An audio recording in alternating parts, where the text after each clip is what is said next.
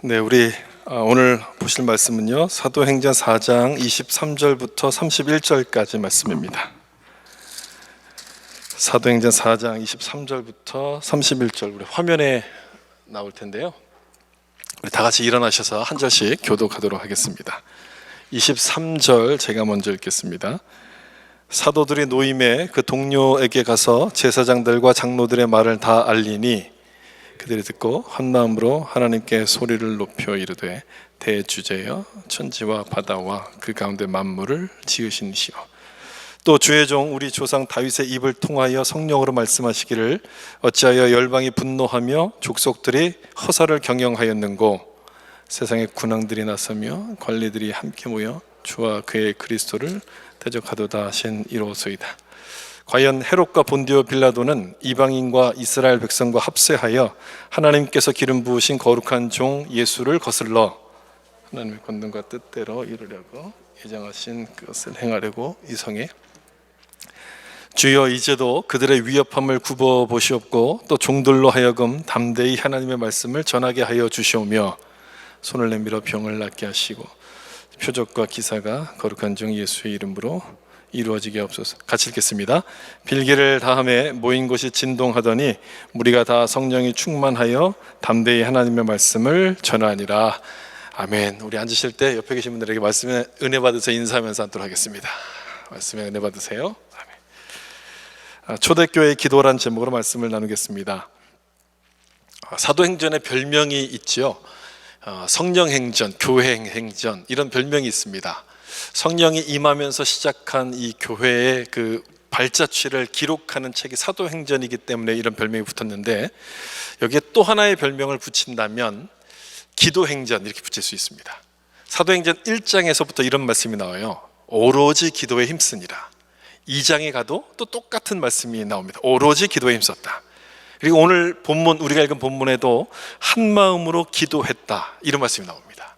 그리고 그 뒤로도 보면 곳곳에서 기도하는 모습들이 나오고 기도를 통해서 교회가 하나님의 사역을 감당하는 모습을 기록하고 있는데, 이 정도면 기도행전이라는 별명이 붙을만 하지 않겠습니까? 오늘 본문도 바로 그 기도하는 내용을 기록하고 있는데, 예수님을 전하다가 체포됐던 베드로가 풀려나고 교회로 돌아오면서부터 오늘 본문이 시작합니다. 그 중에 이제 23절을 보시면 사도들이 노임에 그 동료에게 가서 제사장들과 장로들의 말을 다 알렸다 이렇게 말씀하고 있죠. 다 알렸다 하는 그 부분을 좀 보시면 좋겠어요. 자기가 체포되어서 당했던 그 일을 전부 다 이야기했다는 얘기입니다. 그러니까 좋은 것만 얘기하지 않고 나쁜 소식도 전부 다 이야기했다 이런 뜻이죠. 일반적으로는 이렇게 하지 않죠. 나에게 불리한 소식은 감추는 게 일반적인데 그러지 않았다는 겁니다. 뭐가 불리한 소식입니까? 예수의 이름으로 전하지도 말고 가르치지도 말라 이렇게 위협을 받았던 이 소식이 바로 불리한 소식 아니었겠습니까? 이거를 전하면 사람들 마음이 동요가 되고 흔들려서 더 어려워질 수도 있는데, 이거를 그대로 빠짐없이 전합니다.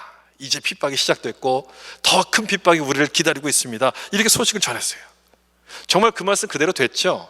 이 이후의 내용들을 보면 핍박이 더 심해집니다. 감옥에 갇히기도 하고요, 매를 맞기도 하고요, 나중에는 순교하는 일까지 벌어집니다. 그래서 이들이 어떻게 합니까? 이 소식을 듣고 불안해서 도망을 갑니까? 모여가지고 복음을 전할까 말까 우리 회의합시다 이렇게 모여서 회의를 합니까? 아니었습니다. 그러지 않고 놀랍게도 이들은 모여서 기도를 합니다. 기도. 그게 이제 오늘 본문의 내용이거든요. 이들이 모여서 기도했다는 것은 무슨 뜻이겠습니까? 핍박이 조금도 두렵지 않았다는 얘기예요. 전혀 문제가 되지 않았다는 얘기예요. 이런 상황에서 오늘 드린 기도가 본문의 내용인데, 뭐라고 기도했을지 여러분 궁금해지지 않습니까? 지금부터 그 내용을 좀 생각해 보려고 하는데요, 첫 번째로 생각할 것은 어떤 자세로 기도했는가부터 좀 생각해 보겠습니다. 24절 보시면 그들이 듣고 한 마음으로 하나님께 소리를 높여 이르되 이렇게 돼 있어요. 어떤 자세를 갖고 기도했어요? 한 마음이라고 이야기하죠. 한 마음. 여러분 놀랍지 않습니까? 이 놀랍다는 말을 제가 오늘 여러 번 드릴 텐데 여기 또 한 번 놀라는 장면이 나와요. 좋을 때는 한 마음이 되죠, 사람들이요. 근데 어려운 문제가 찾아오면 그 마음이 나누어지는 것이 마땅한 것 아니겠습니까? 그런데 이들은 갈라지지 않고 하나가 되는 모습을 보였다라고 기록합니다. 다가올 핍박을 생각하면 도망가는 게 맞는데 도망가지 않고 더 담대한 믿음을 달라고 지금 기도를 하고 있었다는 거지요. 초대교회가 생각했던 기도는 자기들이 닥친 문제에 대한 해결 방법이라고 믿었기 때문입니다. 문제 해결의 방법. 염려하면 문제가 더 크게 보이지만 기도하기 시작하면 하나님이 더 크시다는 것을 깨닫게 되기 때문이라는 것이죠. 이걸 알았다는 거예요.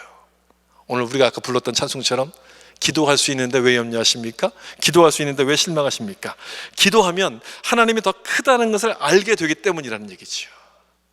따라서 여러분, 우리에게 문제가 닥치면 염려하고 걱정하기보다도 제일 먼저 뭘 하셔야 됩니까? 기도하셔야 됩니다. 걱정을 멈추고요, 기도하셔야 돼요. 뭐라고 기도해야 되는지 모르겠습니다라고 생각되면 오늘 불렀던 그 찬송을 그냥 부르시면 돼요. 그냥 찬송 내용을 부르다 보면 뭘 기도해야 될지가 이제 생각이 날 겁니다. 걱정할 시간에 우리가 기도한다면 문제보다 더 크신 하나님을 여러분들이 보시게 될 거예요. 이렇게 한 마음으로 기도했고, 그 다음에는 소리를 높여서 기도했다라고 되어 있습니다. 우리식으로 이야기하면 통성 기도인 거죠.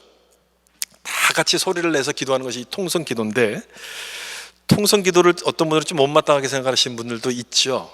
하나님께서 안 들려서 못 듣는 것도 아닌데 왜 이렇게 시끄럽게 기도하냐, 좀 점잖게 기도하지, 이렇게 생각하시는 분들도 있어요. 그런데 실은 우리 민족처럼 점잖은 민족이 또 어디 있습니까? 우리는 그 유교 문화에서 얼마나 체면을 중시하는 그런 민족 아닙니까? 그런 우리가 통성 기도를 한다는 게 참 신기하지 않습니까? 그렇게 한번 생각해 보시면 참 좋겠어요. 그런 우리가 통성 기도를 해요. 점잖지 못해서가 아니라 그만큼 절박하기 때문이라는 얘기죠. 절박하다 보니까 그냥 조용히 기도하기에는 성이 안 차는 거예요. 그래서 소리를 높여서 기도했던 거예요. 요즘은 K-팝이 전 세계적으로 유행이지만 이것보다 훨씬 더 먼저 유행시켰던 게 있습니다. 그게 뭐냐면 K-프레이어입니다. 코리안 스타일의 기도.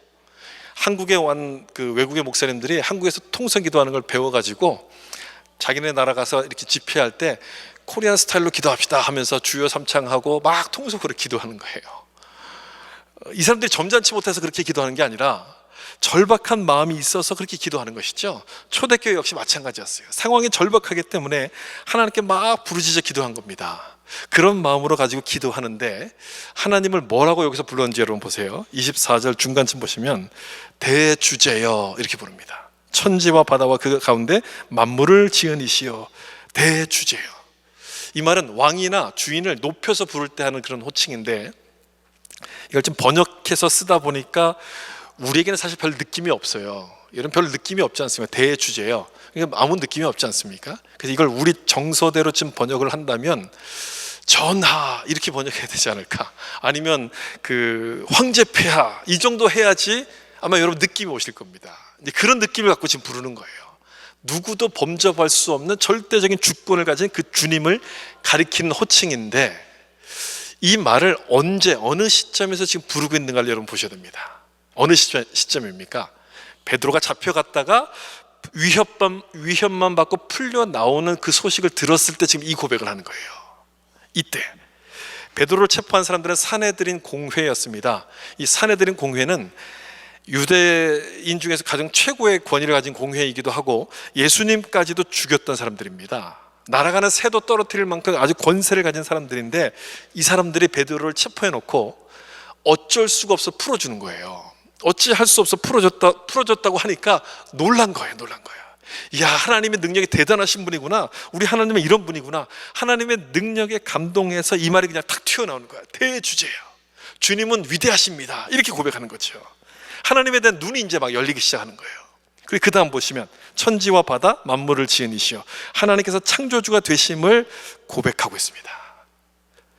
제가 조금 전에 말씀드린 것처럼 염려하면 문제가 크게 보이고, 기도하면 뭐가 크게 보여요? 하나님이 크게 보인다 말씀드렸죠. 이 말씀이 바로 그 말씀이에요. 그걸 딱 보여주는 말씀이에요. 엄청난 위기 가운데 있던 이 초대교회가 움츠러들지 않고 하나님을 부르기 시작합니다. 하나님을 바라보기 시작해요.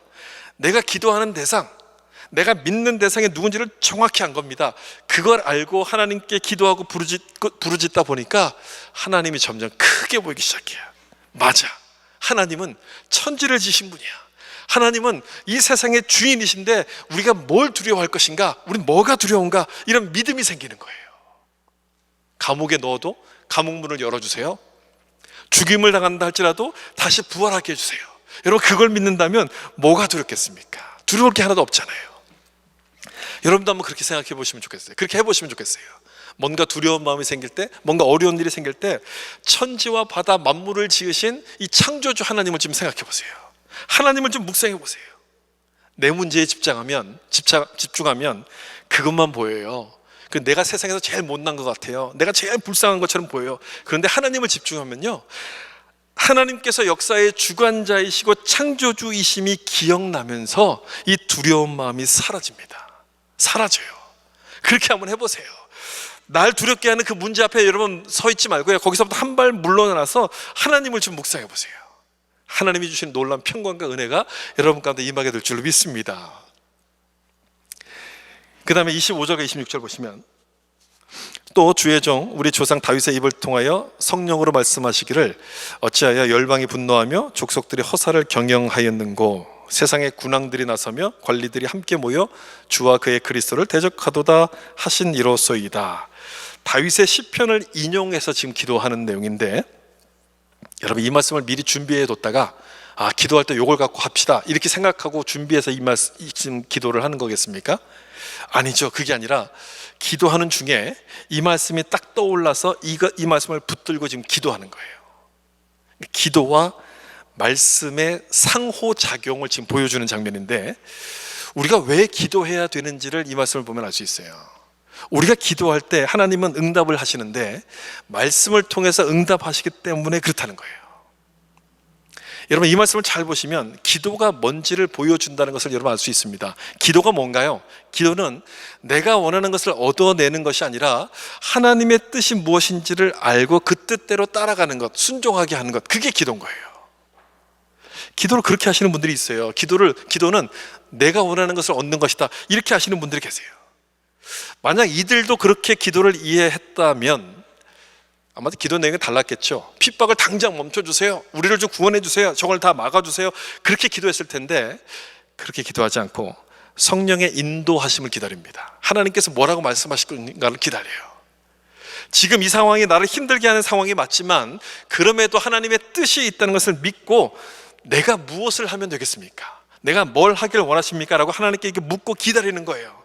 그랬더니 이 말씀이 기억이 딱 나는 거예요.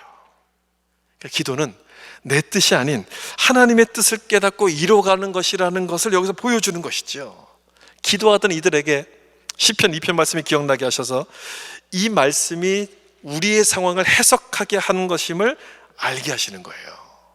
세상의 군왕이라는 표현이 여기 나오지 않습니까? 세상의 군왕은 십자가를 집행했던 로마 정부를 말하는 것이고요, 관리들은 유대교 지도자들이겠죠. 여기 25절 뒷부분에 나오는 허사를 경영했던 이 족속들은 십자가에 못 박으러 소리쳤던 그 군중들을 아마 의미하는 거였을 겁니다. 여러분 참 신기하지 않습니까? 기도하는데 그 많은 말씀 중에 딱 이 말씀이 떠오르는 거예요. 딱 이 말씀이 떠오르고 이 다윗의 예언, 1000년 전에 했던 이 다윗의 예언이 지금 자기들을 향한 하나님의 말씀이라는 것을 딱 깨닫는 거예요. 이걸 어찌 깨달았을까요? 이걸 어찌 이해했을까요? 한 마음으로 전심을 다해서 하나님의 뜻을 구한 사람에게 주셨던 은혜 아니었겠습니까? 만약 이 상황에서 내 뜻에 맞춰서 기도했다면 이렇게 되지 않았겠습니까? 하나님 왜 우리처럼 열심히 전도하는 사람에게 어려움을 주십니까? 너무하십니다. 이렇게 하나님 앞에 불평하기 시작했을 거예요. 시편의 말씀에 생각날 리가 없죠. 생각이 난다 할지라도 내 상황을 설명하는 것이라고는 도무지 이해를 못했을 겁니다. 몰랐을 겁니다. 그런데 이들은 하나님의 뜻을 알고자 기도한 겁니다. 그랬더니 그걸 깨닫도록 하시는 거예요. 이런 분들을 종종 봐요. 목사님 저는 왜 기도해도 하나님이 응답 안 하실까요? 하나님 왜 저에게는 말씀 안 할까요? 이렇게 얘기하시는 분이 있는데 여러분은 어떻게 생각하십니까? 하나님 정말 그 사람에게만 말을 안 하는 걸까요? 아니죠. 하나님은 계속 말씀하시는데 우리가 그것을 못 듣는 겁니다. 라디오를 켜면 라디오의 주파수를 맞춰야지 그 방송이 나오는 것 아닙니까? 라디오 방송을 안 하고 있는 게 아니라 주파수가 맞지 않아서 그것이 들리지가 않는 거예요. 기도도 똑같은 거예요. 내가 원하는 것 내 뜻에만 구하고 막 이야기하면 하나님 말씀이 들리지가 않습니다. 그런데 하나님께 맞추면, 하나님의 뜻이 뭔지를 묵상하고 무엇을 원하시는가를 자꾸 생각하면 그 말씀하시는 내용이 들리기 시작해요. 어제 읽었던 말씀이 막 떠오르기도 하고 지난번에 들었던 그 설교 말씀이 생각나기도 하면서 지금 내 상황을 해석할 수 있도록 하나님이 도와주시는 거예요. 큰 그림이 보이는 거죠. 방향이 보이기 시작하는 거예요. 시편을 기억나게 하셨다는 것이 바로 그런 뜻인 거예요. 지금 이들의 상황은 1000년 전에 다윗을 통해서 예언했던 그 모든 내용들이 이루어지는 것, 하나님의 계획을 이루어가고 있다는 것을 깨닫도록 하나님께서 만들어주시는 겁니다. 그렇다면 뭐가 두렵겠습니까? 여러분, 두려운 게 없죠? 두려워할 내용들이 없어요. 하나님이 다 알고 계시니, 다 저들의 계략을 알고 계시니 염려할 게 하나도 없는 거예요. 이 다음에 27절의 내용을 보면 이 말씀이 어떻게 지금과 연결되는가를 지금 설명해 주시는데 27절 보세요. 과연 헤롯과 본디오 빌라도는 이방인과 이스라엘 백성과 합세하여 하나님께서 기름 부으신 거룩한 종 예수를 거슬러서 이렇게 돼 있어요. 그러니까 헤롯과 빌라도는 그 시편에서 예언했던 누구를 가리키는 거겠어요? 열방과 세상 군왕들을 가리키는 것이죠. 그리고 이방인과 이스라엘 백성들은 허사를 경영했던 족속들을 가리키는 겁니다. 이들이 예수님을 죽이게 된 것은 그리스도를 대적하는 일이라고 지금 깨닫도록 하시는 거예요. 참 놀라운 말씀이에요. 이 말씀을 볼 때마다 놀라요. 이처럼 기도하면 그 말씀을 통해서 내 상황을 이해할 수 있도록 하나님이 우리를 인도해 가시는 거죠. 헤롯과 빌라도는 원수였습니다. 그런데 예수님을 죽이는 일에 동지가 돼요. 이스라엘과 이방인과 유대인들도 마찬가지죠. 서로 원수였는데 예수님을 대적하는 일에 하나로 뭉칩니다. 중요한 것은 뭐냐? 그들이 뭉치든 뭉치지 않든 이 모든 것을 다 하나님이 알고 계셨다는 얘기예요. 하나님이 알고 계셨다면 여러분 문제될 게 있겠습니까? 문제될 게 없는 것이죠. 지금 그것을 기도하다가 이 사람들이 깨닫는 거예요. 하나님이 이미 다 알고 계시구나. 그걸 딱 깨닫고 그 다음에 뭐라고 고백하는지 보세요. 28절입니다. 같이 한번 읽어볼까요? 하나님의 권능과 뜻대로 이루려고 예정하신 그것을 행하려고 이 성에 모였나이다. 이렇게 깨닫기 시작해요. 저 사람들이 하고 있는 모든 것은 하나님이 예정하신 것을 이루려고 하시는 거구나, 하는 일이구나. 그걸 깨달아요. 이 말씀 중에 이 예정이란 단어를 잘 보세요. 예정이란 말을 쓰죠. 지금 벌어지고 있는 일을 뭐라고 지금 해석하고 있는 겁니까? 하나님이 예정하신 일, 이렇게 해석하는 거예요. 나에게 벌어지는 모든 일들이 하나님의 예정이라고 지금 이해하는 거예요. 기도하던 제자들에게 현재 상황을 해석하는 눈이 열리기 시작해요. 십자가 사건은 분명 악한 일이었지만 우리를 구원하기 위해서 하나님께서 그것까지도 예정하셨다는 것을 깨닫기 시작하는 겁니다. 그렇다면 이들이 당하고 있는 핍박도 지금 뭐가 되는 겁니까? 하나님의 뜻을 이루기 위해서 허락하신 일이 되는 거예요. 하나님의 예정 안에 있는 일이에요. 십자가가 예수님이 몰라서 당하신 게 아니라 하나님의 뜻이었던 것처럼 지금 제자들이 당하는 핍박도 몰라서 당하는 게 아니라 하나님의 뜻 안에서 이루어진다는 거예요. 이걸 깨닫기 시작해요. 실제로 이들이 핍박을 받아요. 그리고 다 흩어집니다. 그래서 뭐가 이루어지냐면 예수님께서 말씀하신 대로 예루살렘과 온 유대와 사마리아와 땅끝까지 복음이 전해지는 일이 이루어지게 돼요. 하나님의 예정 안에서 이루어지게 된다는 거예요. 이 사람들이 하나님의 예정을 알았다는 얘기는 하나님의 큰 그림을 보기 시작했다는 겁니다. 다른 말로 하면 방향을 잡아가고 있었다는 거예요. 사도행전에서 중요한 것은 방향이라고 말씀드렸잖아요. 방향을 지금 잡아가고 있어요. 그런 사람이라면 기도할 때 무엇을 구하겠습니까? 두 번째 생각해 볼 것이 이거예요. 기도의 내용과 응답. 29절 보시면 29절 우리 같이 한번 읽어볼까요? 주여 이제도 그들의 위협함을 굽어보셨고 또 종들로 하여금 담대히 하나님 말씀을 전하게 하여 주시오며. 여러분 뭐라고 기도합니까? 자기들의 상황을 바꿔달라고 기도하지 않습니다. 이 상황을 좀 멈춰달라고 기도하지 않아요. 우리 같으면 그렇게 기도했을 거예요.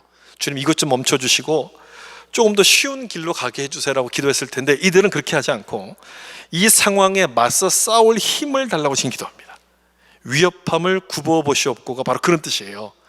옛날 성경에는 하감하옵시고라고 되어 있었어요. 하감하옵시고, 하나님이 이렇게 내려다보신다는 뜻이에요. 하나님이 아신다는 그런 뜻이에요.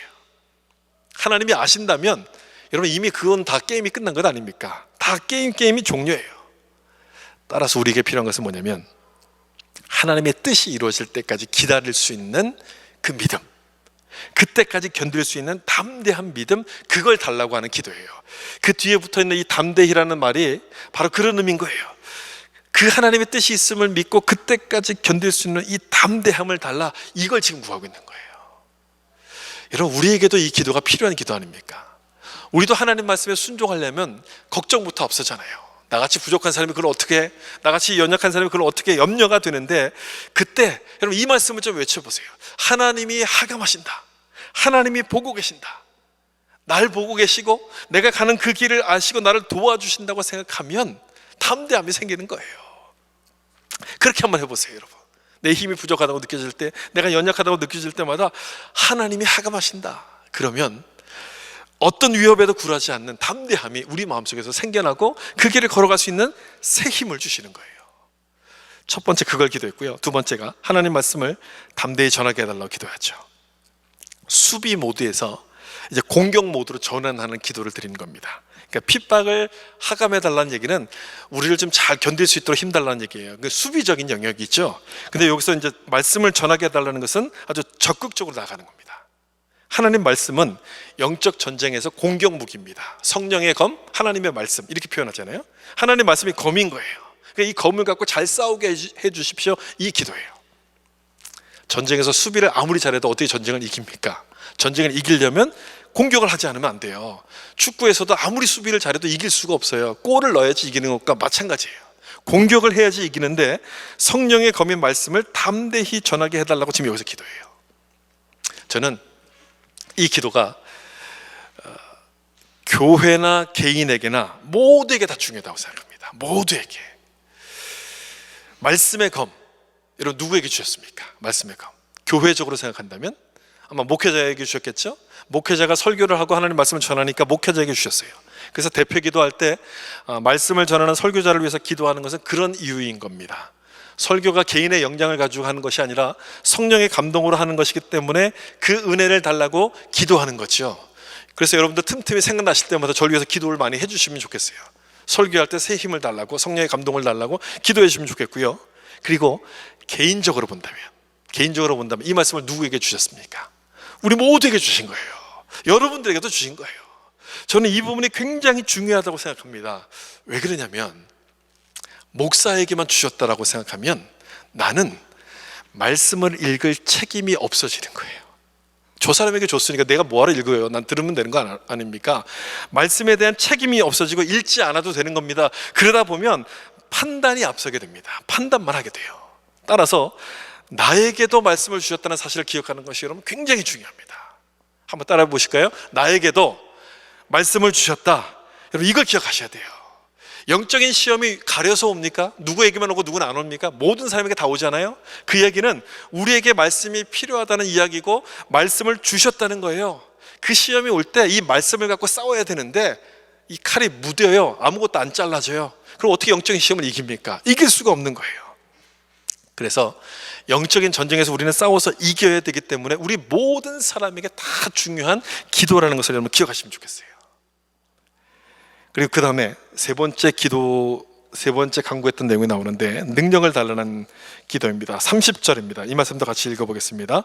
손을 내밀어 병을 낫게 하시옵고 표적과 기사가 거룩한 종 예수의 이름으로 이루어지게 하더라. 아멘. 여러분 여기서 어떤 부분이 중요하게 보입니까? 병이 낫는 겁니까? 예수의 이름으로입니까? 어떤 부분이 중요한 것 같아요, 이 말씀에서요? 예수의 이름 아닙니까? 예수의 이름. 우리도 솔직히 능력을 달라고 하나님께 기도를 많이 하죠. 능력을 달라고 기도하는데, 우리가 그렇게 기도할 때는 사실은 내가 좀 드러나고 싶어서 그렇게 기도하는 경우가 있습니다. 사람들이 나를 좀 주목해 주기를 원하고 내가 관심을 받고 싶어서 능력을 달라고 구할 때가 많은데, 초대교회는 내 이름이 아닌 예수의 이름이 높아지기 위해서 능력을 달라고 구합니다. 조금 전에 그걸 봤잖아요. 안진뱅이가 일어나면서, 기적이 일어나면서 수천 명의 사람들이 주님께 돌아오는 걸 보지 않았습니까? 그걸 보고 났더니 아, 나도 저렇게 쓰임을 받아야 되는구나, 나도 저렇게 사용해 달라고 지금 기도하기 시작했다는 얘기예요.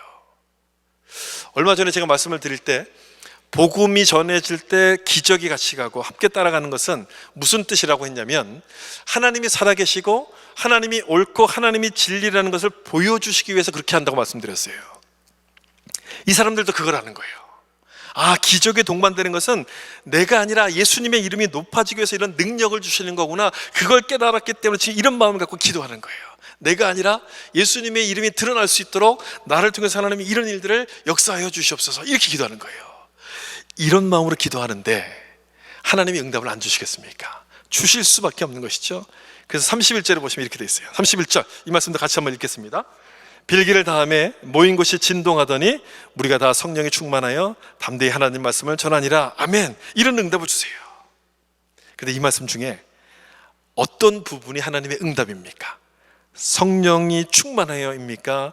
아니면 말씀을 전했다는 겁니까? 어떤 부분의 응답입니까? 다 응답이긴 하지만 사실은 성령을 받았다는 것보다는 담대히 말씀을 전했다는 것이 이들에게 주신 응답인 거예요. 이 말씀을 보면 성령을 주시는 목적이 무엇인지가 아주 분명하게 드러납니다. 아주 분명해요. 그런데 이걸 모르고 성령을 달라 하고 그 힘을 엉뚱한 곳에 쓰는 사람들이 있어요. 나를 드러내는데 자꾸 그 힘을 갖다 씁니다. 그래서 여러분, 힘보다도 능력보다도 방향이 중요하다고 여러 번 말씀드리잖아요. 방향. 그 점에 바로 이 말씀에도 나타나요. 하나님 말씀을 담대히 전하라고 성령의 능력을 우리에게 주신 거예요. 그런데 이 말씀이 응답인데, 이 말씀을 잘 보시면 사실 우리가 원하는 응답은 아닙니다. 여러분 같으면 이런 응답 받으셨다면, 여러분에게 이런 응답을 주셨다면 어떨 것 같으세요? 좋을 것 같으세요? 아니면 그냥 쏘쏘 정도입니까? 뭐 그냥 그저 그런 것 같습니까? 하나님 말씀을 담대히 전했다는 얘기는 뭐냐면요, 그 힘든 길을 계속 가도록 하셨다, 이런 뜻인 거예요. 힘든 길을 가게 하셨다. 여러분, 그런 응답이 좋을 리가 있습니까? 좋을 리가 없죠. 그런데도 초대교회는 그것을 구했고 그렇게 응답을 받았다는 거예요. 그렇게 응답을 받았어요.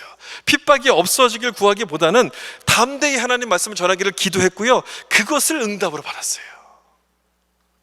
우리는 어떻습니까, 여러분? 여러분은 어떤 응답을 원하세요? 하나님이 어떤 응답을 주시길 원하십니까? 내가 원하는 대로 이루어지길 그런 응답을 받기를 원하지 않습니까? 누구든지 다 마찬가지일 거예요. 그런 마음이 있을 거예요. 그게 아니면 참 속상할 때가 많아요. 근데 여러분, 속상해하지 마세요. 내가 원하는 응답을 주시지 않아도 여러분 실망하실 필요가 없습니다. 왜냐하면 기도 응답이라는 것은요, 내가 원하는 대로 될 때도 있지만 안 될 때도 있어요. 안 될 수도 있지만 기도하는 자에게는 이것만큼은 반드시 주십니다. 그게 뭐냐? 담대함이에요. 담대함을 주세요. 내가 원하는 상황대로 벌어지지 않는다 할지라도 그 상황을 받아들일 수 있는 이 담대함을 주시는 거예요. 기도하는 사람에게 그걸 주세요. 담대함을 주세요. 여러분, 예수님을 생각해 보세요. 예수님께서 얼마나 열심히 기도하셨어요? 겟세마네 동산에서 땀방울이 피가 될 정도로 기도를 열심히 하셨는데 십자가가 없어졌습니까? 아니에요. 십자가를 여전히 있었어요. 십자가를 지셔야만 됐어요. 그런데 뭐가 달라졌느냐? 기도하셨기 때문에 그 십자가를 질 수 있는 담대함이 생긴 거예요. 담대함. 31절의 응답도 그런 의미로서 여러분 보셔야 됩니다. 내가 원하는 그런 응답이 아닐지라도 그 길로 가는 것이 하나님의 뜻이기 때문에 담대함을 주셨다는 거예요. 담대함. 그렇다면 거기에 맞춰서 기도하는 것이 지혜로운 사람 아니겠습니까? 예수님이 기도하신 것처럼 나의 원대로 마시옵고 아버지의 원대로 하옵소서, 하나님의 뜻에 순종할 수 있는 그 담대함을 주소서. 여러분, 그렇게 기도하는 것이 지혜로운 기도 아니겠습니까? 이것이 초대교회의 기도였고 우리의 기도도 이런 초대교회의 기도처럼 달라져서 하나님께 영광을 돌릴 수 있는 여러분 될 수 있기를 예수님의 이름으로 축복합니다. 마지막으로 생각하고 싶은 것은 이 기도 속에 담겨있는 의미입니다. 핍박을 당연한 것으로 여겼습니다. 초대교회 사람들은요. 그러면서 담대함을 달라고 기도하지 않았습니까? 저는 이 기도를 보면서 이 말씀이 딱 떠올랐어요. 생각난 말씀이 하나가 있는데 하박국 3장 17절부터 18절의 말씀입니다. 우리 잘 아는 말씀이죠. 좀 길지만 우리 같이 한번 읽어볼까요? 비록 무화과 나무가 무성하지 못하며 포도나무에 열매가 없으며 감람나무에 소출이 없으며 밭에 먹을 것이 없으며 우리의 양이 없으며 외양간에 소가 없을지라도 나는 여호와로 말미암아 즐거워하며 나의 구원의 하나님으로 말미암아 기뻐하리로다. 아멘. 여러분, 이 말씀이 무슨 뜻입니까? 이 말씀이 이런 뜻입니다.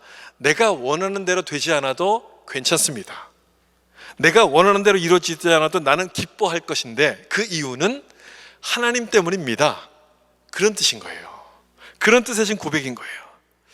저는 이 하박국의 고백이 오늘 본문의 이 기도 내용을 그대로 요약해서 보여준다고 생각했습니다. 왜냐하면 이 하박국 선지자도 초대교회와 똑같이 믿음을 지키다가 어려움을 당하고 있어요. 믿음을 지키다 이 핍박을 당했거든요. 하박국이 전부 세 장으로 되어 있는데 1장에서 하박국이 이런 질문을 해요. 유다 땅에서 벌어지고 있는 그 수많은 불의를 보면서 하나님은 왜 침묵하십니까? 이렇게 물어요. 하나님은 이 세상의 주인이시고 이 역사를 주관하시는 분인데 의인이 고난을 받고 악한 사람이 잘 되는 것을 왜 놔두십니까? 이해가 되지 않습니다. 왜 참으십니까? 이렇게 물어요. 이렇게 물었을 때 하나님께서 뭐라고 대답하시냐면 내가 바벨론을 통해서 이들을 심판할 것이다. 이렇게 대답하십니다. 바벨론을 통해서. 바벨론은 어떤 나라입니까? 유다보다 더 나쁜 나라 아닙니까? 이 더 나쁜 사람을 가지고 유다를 심판하신다는 이해할 수 없는 말씀을 하나님이 하시는 거예요. 그러자 하박국이 다시 또 하나님께 질문하죠. 그게 무슨 말입니까? 지금 당하는 것도 힘들어 죽겠는데 더 나쁜 사람을 사용하신다면 우리는 어떻게 살라고요? 우리는 어떻게 하라는 말씀입니까? 이렇게 하나님께 또 질문을 해요. 이때 여러분 하나님께서 뭐라고 대답하시는지 아십니까? 이때 우리가 아주 잘 아는 말씀으로 하나님이 대답하시는데 의인은 믿음으로 말미암아 살리라 이렇게 대답하셨어요. 의인은 믿음으로 말미암아 살리라. 여러분 이게 무슨 뜻입니까? 지금 이런 상황 속에서 주신 응답 말씀이라면, 지금 이런 상황에서 이런 문맥에서 보면 예수 믿으면 구원받는다 그런 의미의 말씀이기보다는 지금 너가 불평하고 있는 이 모든 상황들이 다 지나가게 될 것이다. 하나님의 뜻과도 다 지나가는 과정이라고 지금 말씀하시는 거예요. 역사를 주관하신 분이 누구기 때문에? 하나님이시기 때문에 그렇다는 것이죠. 하나님이 지금 어떻게 일하시는가 그 방법을 설명하시는 말씀이에요. 그 방법이 바로 십자가 아닙니까? 십자가가 하나님이 일하시는 방법인데 우리는 이걸 자꾸만 잊어버려요. 잊어버리기 때문에 뭘 구하냐면 하나님 나에게 힘을 좀 주세요. 나에게 능력을 주세요. 그래서 날 괴롭히는 저 사람들을 다 무찌르도록 도와주세요. 이렇게 자꾸만 기도해요. 근데 하나님의 방법은 십자가예요. 십자가를 통해서 하나님의 뜻을 이루어가시는 거예요. 나를 낮추는 게 십자가 아닙니까? 나를 희생하고 나를 섬기는 것이 십자가 아닙니까? 그래서 여러분 세상 역사를 하나님이 주관하시지만 하나님을 잘 믿는 의인이 대접받는 일은 없어요. 의인이 대접을 받고 의인이 권력을 잡는 일은 이 세상에서 일어나지 않습니다. 오히려 이 사람들이 핍박을 받아요. 핍박을. 그렇지만 그 핍박을 통해서 하나님은 당신의 뜻을 이루어가세요. 그게 십자가의 방법이에요. 그 십자가. 그렇게 하셔서 하나님이 옳고 하나님이 진리가 되심을 나타내시기 때문에 의인은 무엇으로 살아요? 믿음으로 말미암아 살리라. 그 하나님의 말씀이 이루어질 것을 믿는 그 믿음 갖고 살아가게 되는데 하박국이 그것을 딱 깨닫기 시작한 거예요. 아 그렇구나. 지금 내가 당하고 있는 핍박은 하나님의 뜻을 이루어가는 그 과정 가운데 있는 것이구나. 이걸 딱 깨닫기 시작해요. 여러분 잠자고 있는데 아침 일찍 막 깨워가지고 달리게 하라고 막 달리게 시키고 운동시키고 또 체중 조절해야 된다고 먹고 싶은 것도 못 먹게 하고 막 야채만 먹이고 이렇게 한다면 이게 핍박입니까 아닙니까? 한번 대답해 보세요. 이게 핍박입니까 아닙니까? 우리 같은 사람에겐 핍박인 거예요. 우리 같이 평범한 사람들에겐 핍박인데 운동선수라면 핍박이 아닌 거예요. 운동선수라면 당연한 거예요. 핍박이 아니라 이것은 그들에게 주어진 특권이고 그들에게 주어진 영광인 거예요. 영광. 여러분 무슨 말인지 이해가 되시죠?